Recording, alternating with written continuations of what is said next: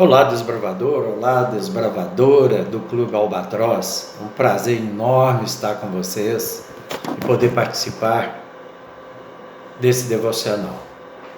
Quero agradecer, o convite para que a gente possa estar assim interagindo com vocês, ainda mais nesse tempo difícil, Muitos clubes estão aí totalmente paralisados, parados, mas tem outros como vocês que estão tendo algumas atividades. Isso é importante.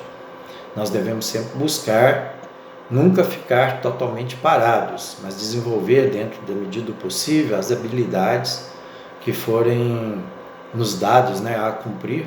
E assim deve ser a vida do desbravador, Às vezes a gente fala muito que estamos tendo dificuldades. Na verdade, são dificuldades, mas nós devemos encará-las como desafios. Nós somos desafiados a combater o bom combate, ou seja, se o desafio agora é a Covid-19, é a pandemia, é a reclusão, as restrições, devemos nós, com a graça de Deus, sempre confiando em Deus, cumprir a parte que nos corresponde e também estar prontos para atender os chamados, seja das reuniões dos clubes, da participação, classes progressivas, fazer especialidades. Tempo está sobrando, Então nós temos que buscar fazer dentro do possível, o melhor, e sempre buscar fazer o melhor dentro do Clube de Desbravadores. Quero parabenizar toda a direção do clube. É um clube que a gente ama, Fui diretor desse clube já há um tempinho e posso dizer a vocês que sempre acompanhamos bem de perto, as atividades do Clube Albatroz. Afinal de contas, nós somos também corresponsáveis, pela existência do clube. Os anos que aí passamos e os demais, mesmo também na coordenação e tantas coisas boas, junto com todos os diretores, é muita história, é uma história bacana. E hoje você desbravador, você desbravadora que está participando do Clube Albatroz, se sintam privilegiados, pela estrutura, por tudo que hoje a Igreja Central de Contagem também representa, e juntamente com isso o Clube de Desbravadores Albatroz. Então, eu queria falar com vocês a respeito de ouvir e atender a palavra de Deus principalmente, mas também, de uma forma geral, os conselhos e aquilo que é lei. Nós devemos ser obedientes às leis, a não ser que uma lei seja promulgada, seja ali contrária à vontade de Deus para nós devemos obedecer todas as leis. Existem leis de trânsito, temos que obedecer, as leis penais, devemos obedecer todas as leis, e também os estatutos, os acordos, existem para isso. Existe o estatuto do idoso, estatuto do menor, da criança, estatuto variados, muitas leis, e essas leis devem ser por nós desbravadores obedecidas. Lembre-se, só não iremos obedecer alguma lei feita pelo homem se ela contrapor a lei de Deus, porque a palavra nos fala o seguinte, que mais vale nós obedecermos a Deus do que aos homens. Então, dentro desse princípio. Mas vejam vocês, eu separei aqui 2 versículos bíblicos que falam sobre o ouvir a palavra de Deus. Lá em Lucas 11, 28, a Bíblia nos tem um versículo muito bacana, que fala o seguinte para nós, olha, mas ele disse, bem-aventurados os que ouvem a palavra de Deus e a guardam. Quem disse isso? Jesus. Jesus está dizendo que feliz, que quer dizer bem-aventurado, os que ouvem a palavra de Deus e a guardam. Por quê? Porque ouvir por ouvir é apenas ter o dom, a habilidade da audição. E isso a maior parte, de todos os seres humanos possui. ouvir. Mas uma coisa é você ouvir, outra coisa é você atender o que você ouviu. Outra coisa é você praticar aquilo que você ouviu. Então, existem diferenças nessa questão do ouvir. E Jesus está dizendo aqui o guardar. O guardar aqui é justamente você colocar em prática aquilo que ouviu, porque está guardado no coração. Você atendeu àquilo que foi pedido para fazer. O outro texto bíblico também está aqui no livro de Lucas, no capítulo 5, versículo 5. E diz o seguinte: E respondendo Simão, disse-lhe: Mestre, havendo trabalhado toda a noite, nada apanhamos, mas sobre a tua palavra lançarei a rede. O que Simão, Pedro, estava dizendo aqui? Vamos um pouquinho na história. Era bem cedinho pela manhã, Jesus estava ali à praia e os pescadores estavam chegando, recolhendo as suas redes, guardando as redes. E quem eram esses pescadores? Aqui diz Pedro, provavelmente João, Tiago, porque eles eram pescadores. Foram depois chamados por Jesus, se tornaram discípulos de Jesus, mas eles, como profissão, eram pescadores. E eles tinham passado a noite toda pescando, jogando rede, puxando rede vazias, e não pegaram nada. Estavam cansados. Já pensou exaustivamente você trabalhar durante toda uma noite e não pegar nada? Mas quem estava ali na praia agora? Jesus. E eles já conheciam Jesus, pelo menos estava no início do ministério de Jesus, já tinham visto e ouvido algumas coisas de Jesus e sobre a salvação. Nisso, a multidão foi chegando para ouvir Jesus, muitos queriam ser curados, muitos estavam ali por diversos motivos, e Jesus sempre tinha uma palavra amiga e um gesto amigo para com as pessoas. Ele tinha compaixão das pessoas que o buscavam. E não foi diferente com essa multidão.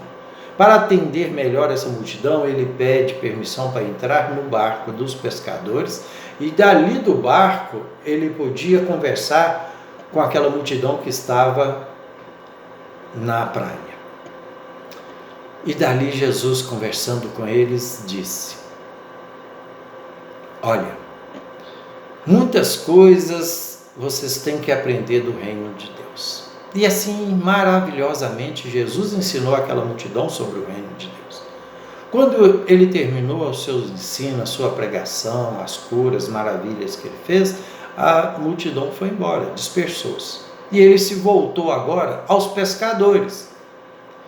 E ele falou para eles: olha, e aí, como que foi a noite de vocês? Como que foi a pesca? E eles falaram: Senhor, nada pescamos nesta noite, pegamos nada. E ele diz: não, então voltem lá, lança novamente a rede. Aí, veja só, se a noite era um horário mais propício para pescar do que durante o dia, e eles não pegaram nada, eles estavam cansados depois de uma noite de trabalho sem pegar nada, agora voltar e lançar novamente as redes?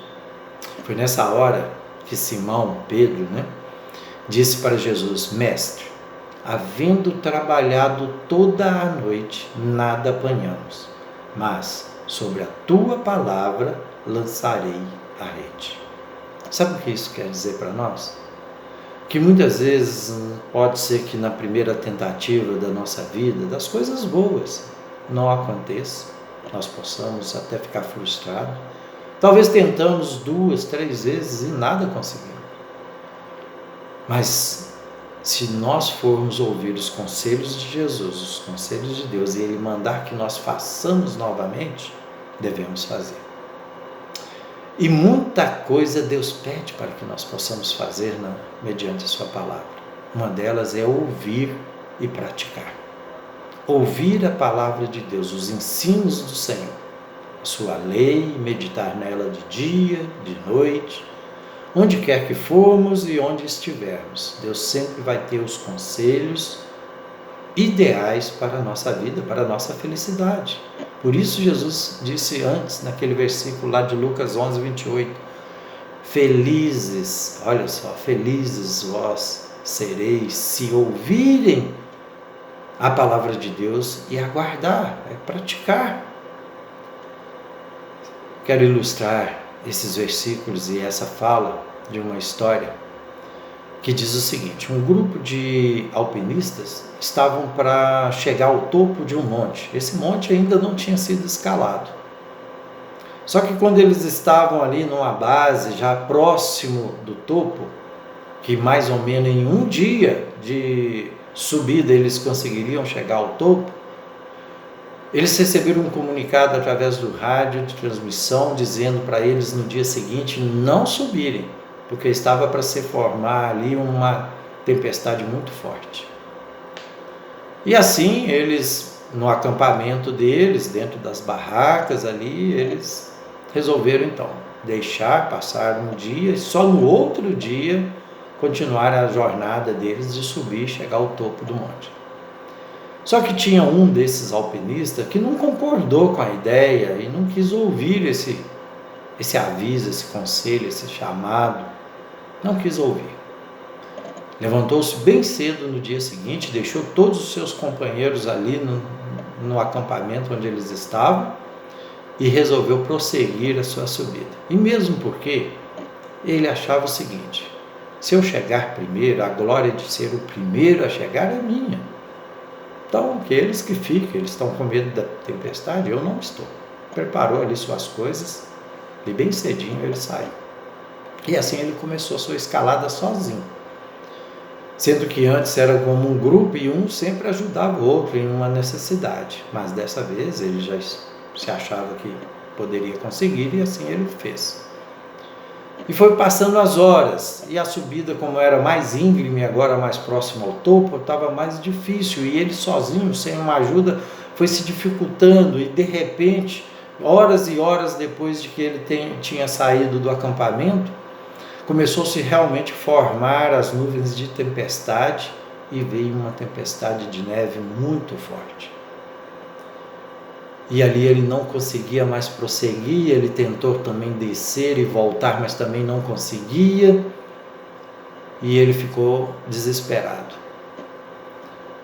A única saída que ele via para que pudesse salvar sua vida era realmente chegar ao topo, e assim ele usou todas as suas forças para continuar subindo, mas sem muito sucesso.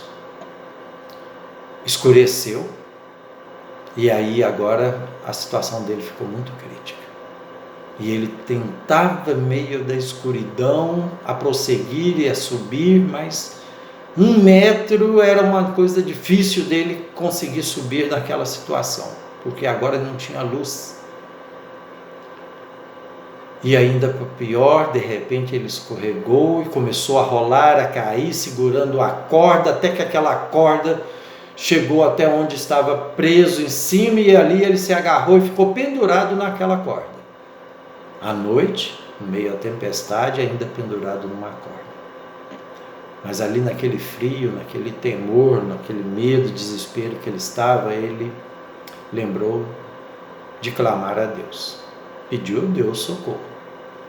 E prometeu a Deus durante aquele primeiro estágio que ele estava ali, que se Deus falasse com ele novamente, mandasse alguém para ajudá-lo, de alguma forma ele se salvasse, ele sempre a partir de então iria ouvir atentamente a voz de Deus e atender os conselhos de Deus.